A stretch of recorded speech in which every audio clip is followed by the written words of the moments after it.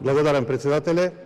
Навистина сум зачуден од тоа што мнозинството, власта, пратениците од власта, да упорно да одбиваат точката на дневен ред, која е на дневниот ред подреден број 11, декларација за великанот, македонскиот револуционер Гоце Делчев, за неговиот лик и дело, упорно да одбиваат да се најде како прва, втора, трета, бидејќи е приоритет, бидејќи Гоце Делчев е фактички суштината на постоењето на суверена, независна, самостојна македонска држава.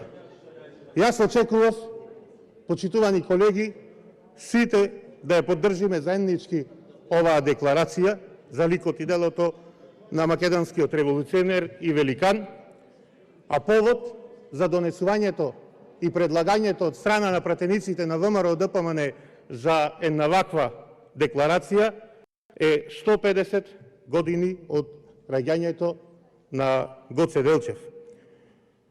Ова е навистина една прилика, еден момент кој гледам и жалам, го пропуштаме, да покажеме обединување, да покажеме сплотеност и да застанеме цврсто зад црвените линии на македонските национални интереси, да исцртаме заеднички еден праг од кој ќе нема понатаму поминување.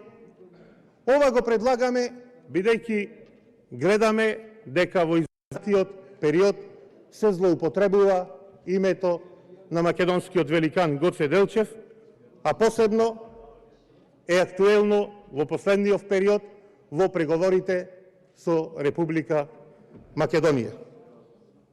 Уште еднаш апелирам да искористиме оваа прилика, да покажеме пред граѓаните, пред македонскиот народ, дека ни е свето идентитетот, македонскиот јазик, македонската култура, традиција и заеднички да застанеме зад оваа декларација.